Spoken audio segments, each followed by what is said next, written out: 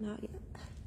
All right. Yes, we are. We're live. All right. Just to the left of the camera there. I think that's good. You got it? I think we got it. Cool. Wait for some people to get on, or what you want to start it off? Yeah, let's do some introductions. Hey, everybody. I'm Kelsey. And My name is Keenan with the CrystaLac company. And, you know, I have the wood finishing with CrystaLac group, but I am so excited, you guys. This is our first live. So we're going to just do a quick tutorial on the barn door. I'll get to that in a second. But I just want to tell you a little bit about who we are. So, again, I'm Kelsey. My mom, Dorinda, actually owns the CrystaLac company, and my grandfather, Derek, started the company over 50 years ago. So now I help out with customer service, and I also specialize in wood finishing. And Keenan here. Yeah, I'm doing distribution for the company. Well, actually, we don't have distribution anymore, so I'm doing all marketing now. So yeah, you know, I'm really enjoying it. I love the people I work with. You know, getting to work with family is so cool.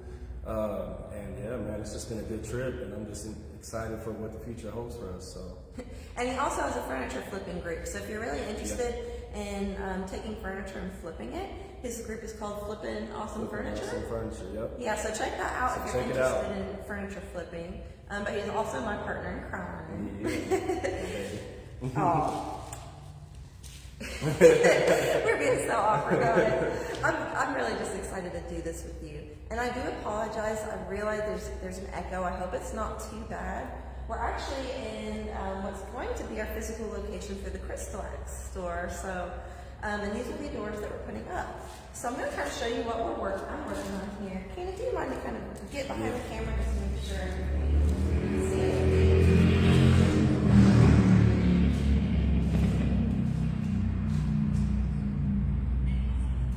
I'll also answer any comments if we can. Oh yeah, I gotcha. Cool. So show us a little bit about your process and what you started with. Okay, so of course this is one of our barn doors. So do you can bring the camera over here and just grab it for me? I feel so far away.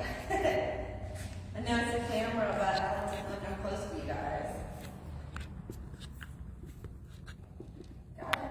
I'm trying to get it. Gotta slide it and then pull it out. Pull it out. There we go. All right, there you go. Okay, so this is when I started. Now, if you are, if you're building it yourself, I do recommend doing your cross beams, if you're doing them a separate color, which we're gonna do here, to stain them ahead of time. It just makes it easier. You don't have to do the tape like I'm doing here.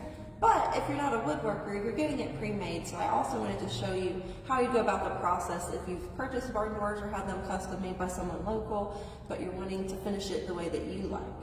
So that's why I taped up the cross beams here, because I'm going to do the back first. And this wood is so beautiful, and I really just wanted to enhance the color and not necessarily stain it after looking at it a while.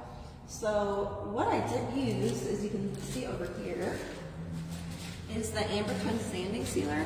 Now this is still drying, but you can see the difference on this side and this side here in the color. So it's nothing crazy. You're not actually, you know, fully staining or taking away from the color, but you still get to enhance it in the wood grain. Something else the sanding sealer does is it minimizes the sanding you have to do, because it gives you that initial grain raise, which you will get with any water base, because when you put water on the wood wants to absorb it, and some of those small fibers come up. So you can do that with your regular top coat, but I don't know about you, but I like to save my money, and I prefer sanding down a sanding sealer as opposed to my expensive top coat. Right. Yeah, I'm going to show you how to prep. So it's not fun, but the most important part of any wood finishing process is prepping your piece every time. So I'm going to show you how we went about like sanding and getting this ready for the sanding sealer before we even began. Okay? So I'm going to do it on this one over here. Reason being is I don't want to get any sanding dust in the one that we've already started. So You always start with your lowest grit sandpaper and work your way up. Now the lower grit means that it's coarser, and a higher grit means that it's finer and it's not as abrasive. Yeah. So I have 60 here. I did not use that on the whole piece. 60 is pretty strong, and it can actually scratch your wood if you're not careful. But this wood, let me see if I can find an example. Let's see if you can zoom in like right here, which I've already sanded this down quite a bit. But when you have sections right here, where the wood originally, these fibers were really raised up and sticking out, that's what I used the 60 for. I took it, and you always go with the grain of the wood and knocked it down. Now something that I like to do, this is a large piece, and if you have scissors, just cut it, but I'm gonna just do a quick demonstration. Something that I like to do that's handy is we have our little foam sanding brushes. This is a 320. 220. 220, thank you. I always want to say 320 with those. Is you can actually take it and wrap it around your sponge and then go like this. It makes it much easier to control if you're not using an electric sander, and you're not going to tear your hands up as much. It's really important if you're ever sanding to make sure that you're wearing a mask so you don't get sanding dust in your lungs, and also to wear protective eyewear if you're sanding so you don't get any dust in your eyes, okay? Because believe it or not, sanding dust and wood dust can be toxic and dangerous depending on the type of wood. And you don't want to breathe in dust. That's not fun. So does anybody have any questions or anything so far? Not yet, not yet. We'll just keep on rolling then. So, use your tough sandpaper to get down any of those, really coarse areas that need a lot of work. And then also, what else? I had it there. Oh, this is reclaimed wood. So a lot of reclaimed wood comes with stains or like ink marks. I will post in the comments later, I took a video earlier of how you can remove those by sanding as well. But usually you can just sand those down. So after that, I went one higher grit up to really smooth it out. And I used a medium, where did I put it? Here it is. I have a paper too. That's okay. I think this is the Alligator brand. That's all I was going to look up. Medium grit sanding sponge. I don't think the brand really matters. This is just one I picked up at the store. I'm really addicted to the sanding sponges because I think they're just a lot easier to use than holding onto the paper. So, it's essentially the same thing. You take your next one and you work along the grains of the wood. Smooth it down, and then up to your 320, right? 220. 220. You'll get it one of these days. But you slowly work your way up higher. and you'll feel when it's smooth. It's not like a super technical thing that you have to do.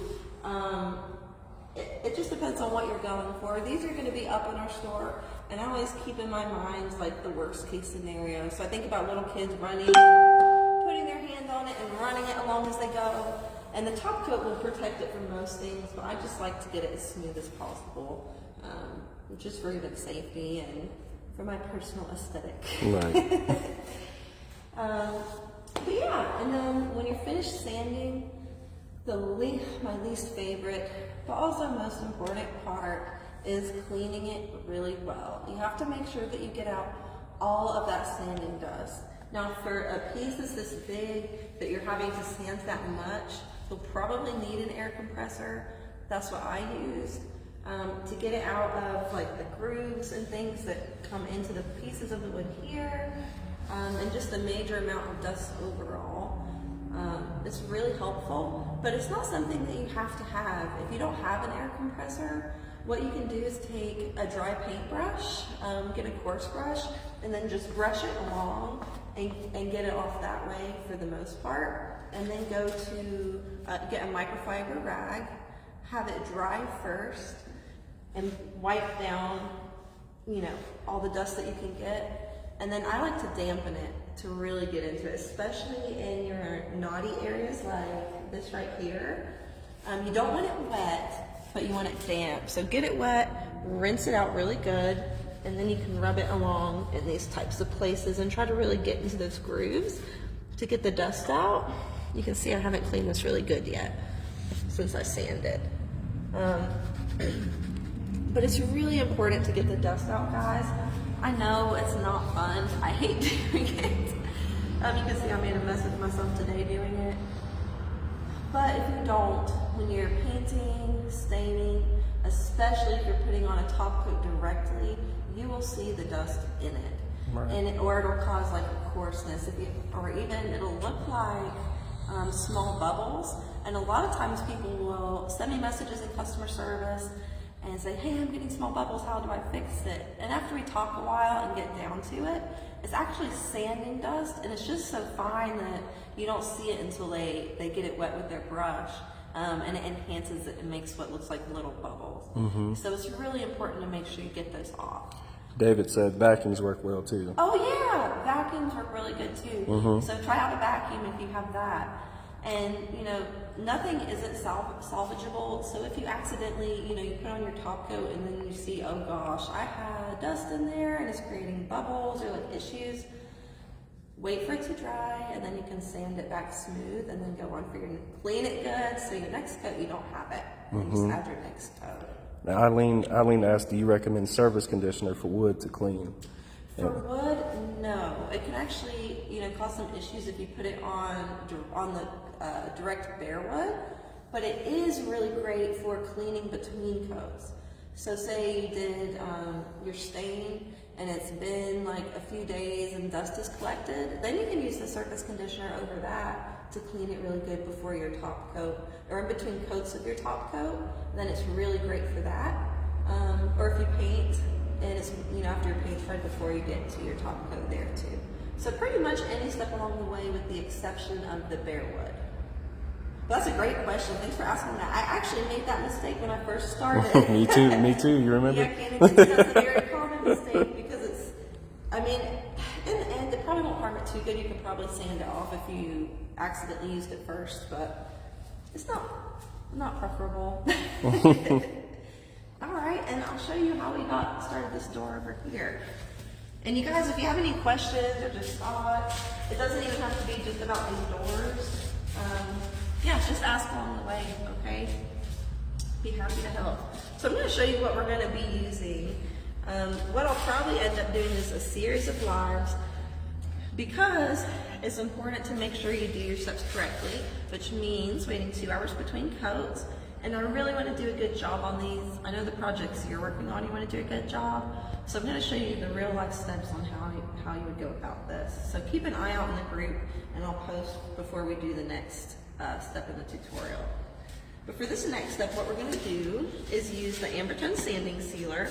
We will eventually also use the Gel Staining Glaze Black Walnut Stain and the Extreme Protection to protect it. But for right now, we're doing our first step.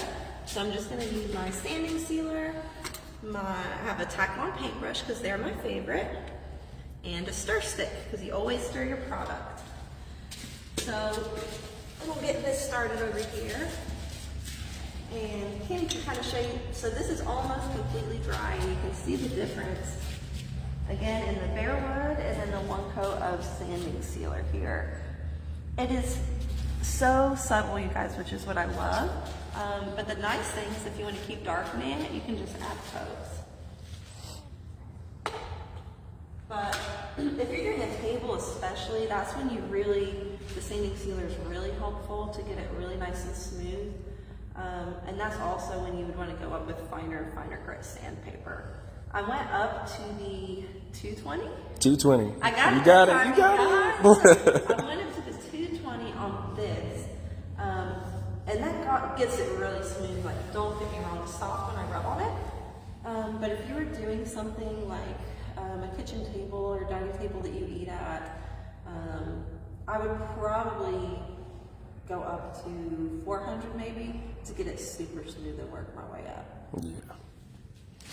All right. So here's the Ambertone Sanding Sealer. Keenan, you want to show them what it looks like? You can kind of see that amber tone in there.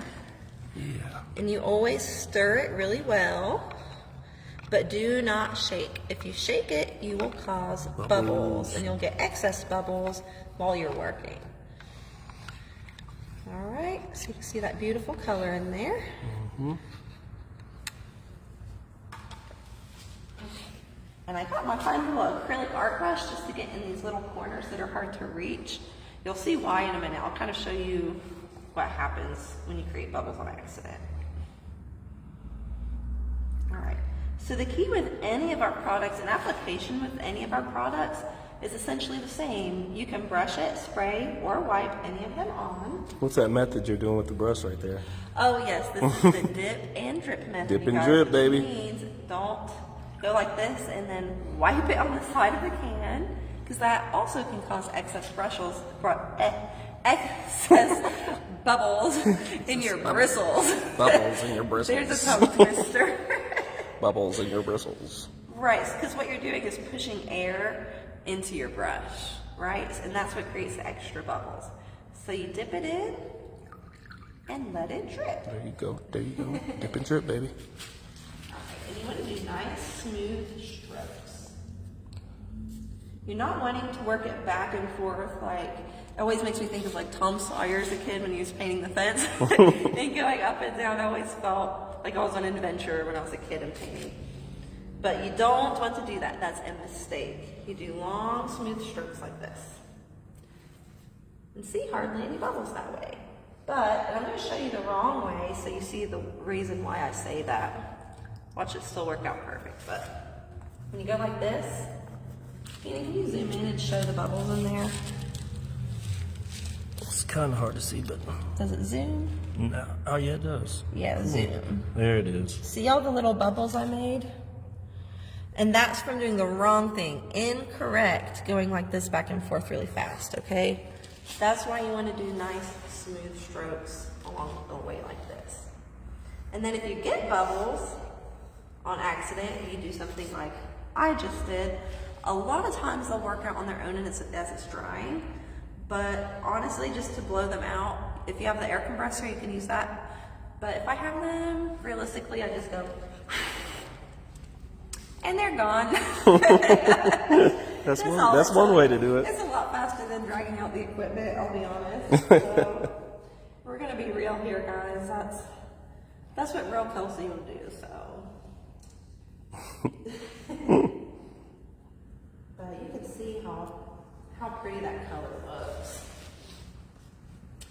And what you'll do after it dries, with the sanding sealer, we recommend 2 to 3 coats, and you do sand in between your coats. Yep. Yeah. So this brush is a little small, which is why you'll see I'm like reloading to do the second half of these boards. I'm just gonna sit and paint a while, and if y'all have any questions, please fire away. Cannon's there so you can see and let me know. I'd also really love to know what you guys are interested in learning. I know a lot of you are interested in refinishing, and I am working on a tutorial for that, or some tutorials. The hard thing with those and doing lives is the prep process is so long, and I want to teach you guys the prep process.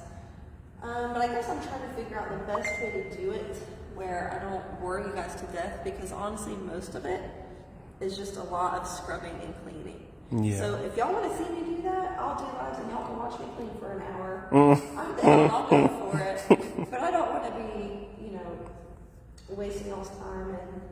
And Erica asked a question. yeah, She said, "How can you use this on all types of wood?" you can. Yep. Any type of wood, and again, it does enhance the color. My favorite is actually if you use it on something like cedar or like redwoods. Sanding sealer is actually really important with those types of woods because they tend to bleed the most.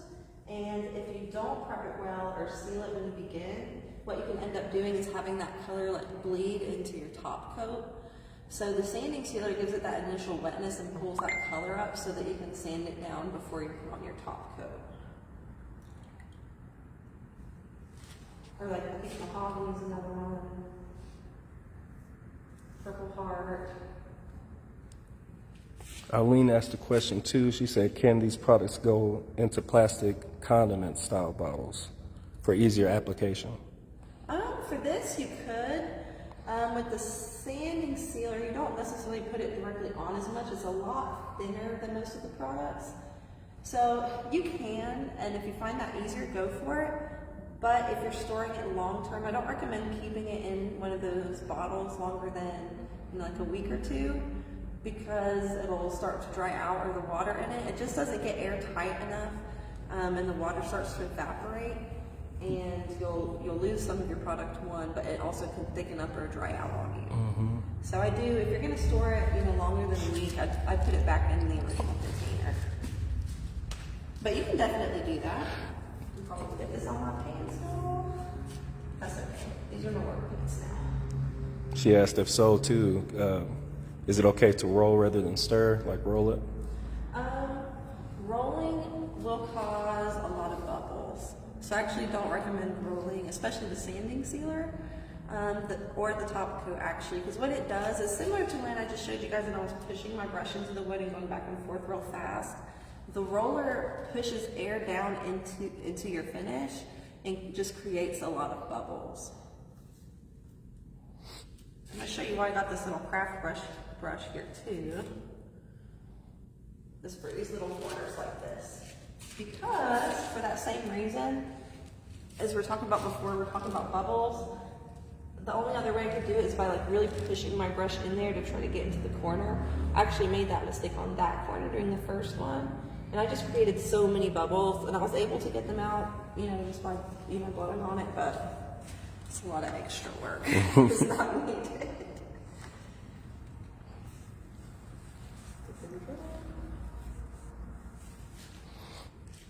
I wish I could show you guys what two coats look like, too, because it's so beautiful, but I will. And see, I created some bubbles here still. It's not the end of the world, but it is important to get them out. So I'm going to be a weirdo, guys, and I'm going to blow it out real quick. Because that air compressor is so loud. Super loud. It's annoyingly loud. Because I don't want the bubbles to dry when I finish. You can sand them down, but I don't want to do that either.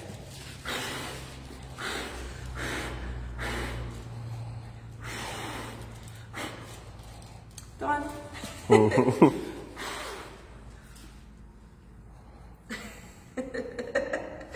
I feel so silly doing that, you guys. You gotta do what you gotta do, that's all good. Welcome. Alright, we'll bring this over here. Erica asked, how long before you can put a second coat on? We recommend 2 hours. The sanding sealer is a lot thinner than like your regular top coat, so sometimes you can get away with a little bit shorter, but especially since you're sanding, I would stick to the recommended time and do 2 hours between coats and sanding. It is really thin, like you guys can see the viscosity of it. It doesn't hold on like some of the other products. It's quite watery, which is meant to be so it can absorb into the wood more. Right. But look how pretty, you guys. This is honestly one of my favorite things to do because I love watching the color change.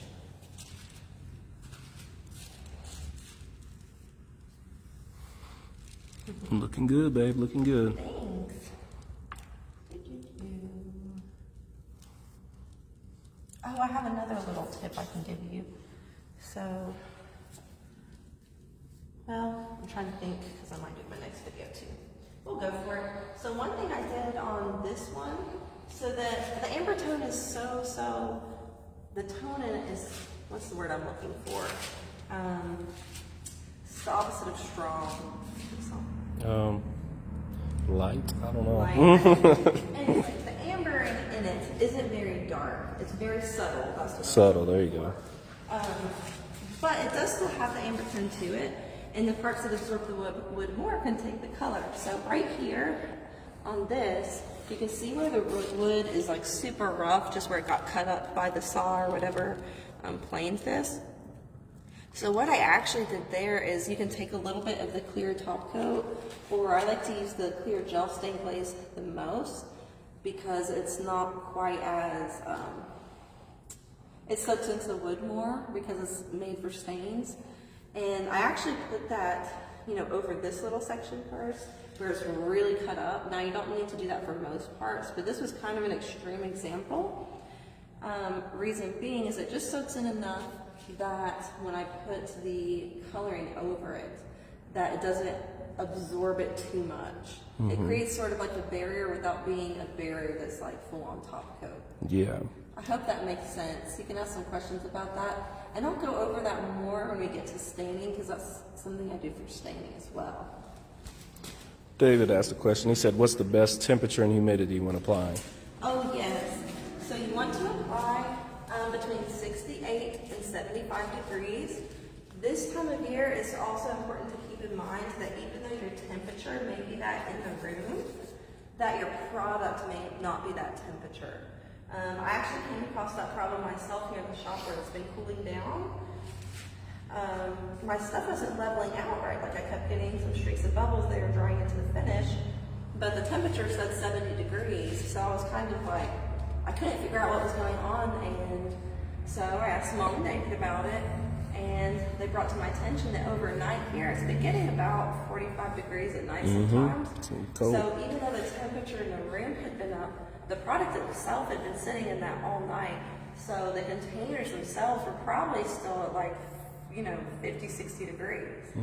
So even though the room was warmer, the product hadn't reached that temperature yet, and that can affect the leveling, which means like streaks and bubbles don't have time to work their way out as it dries, and they will, in the correct temperature and humidity. So keep that in mind as things get colder. Just because you bring your table outside, if you are inside to work on it, or your signs, if you have the product sitting in your garage, the product may not be harmed, but give it time to warm up as well and get to room temperature when you're working on things. So again, the best temperature is 72 degrees if you had perfect, but 68 to 75 is good. And then for humidity, we recommend above 50%, but perfect humidity would be about 70%. I think I did this one already. Most products, most woodworking products, not ours, actually require low humidity, so people are surprised that ours is higher. And they get really worried in wintertime when they're running air conditioning and things. But believe it or not, high humidity is really good and it helps our products level out.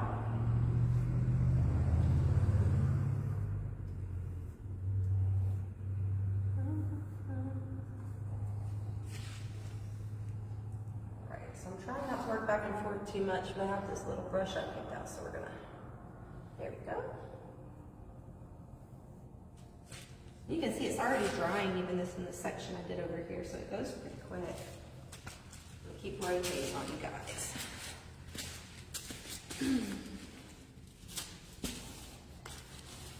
Alright, and again I have Keenan here with me in case anybody just dropped in, and he's also got a group that does furniture flipping.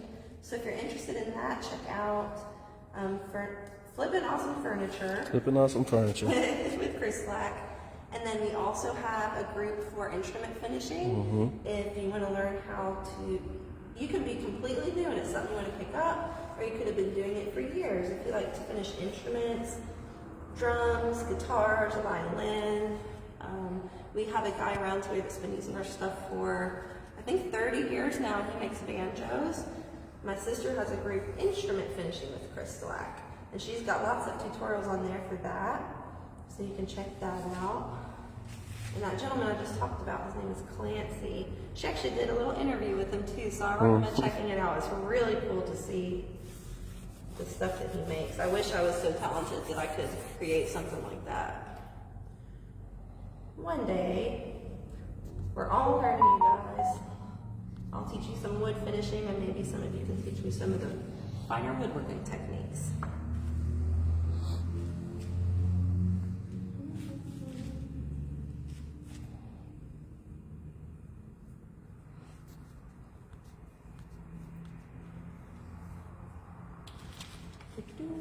And again, the reason I'm using a smaller brush in the corner like this is just an angled brush that I got at Michael's, is so that I'm not pushing my brush into the corner there and causing excess bubbles, okay? Just smooth some of those out. All right, and I did create some bubbles. That's okay, that happens. Most will work out, but just to be safe. I feel so silly every time I do that, but that's really, it works, and that's just the easiest thing to do.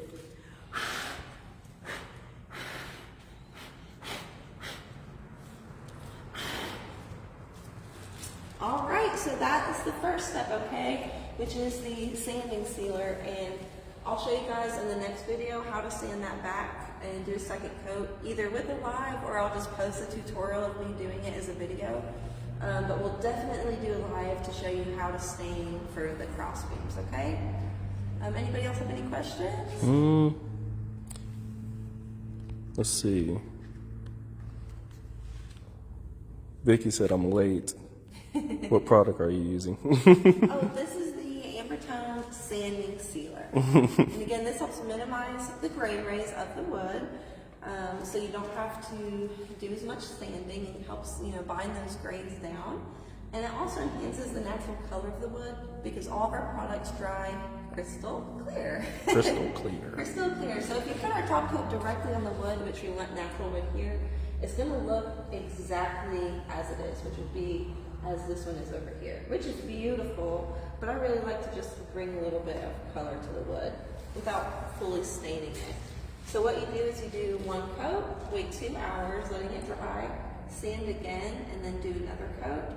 And then depending on the wood and what it's looking like, possibly a third coat. All right, that's it, you guys. Thanks for joining me. I'll see you again soon. Peace.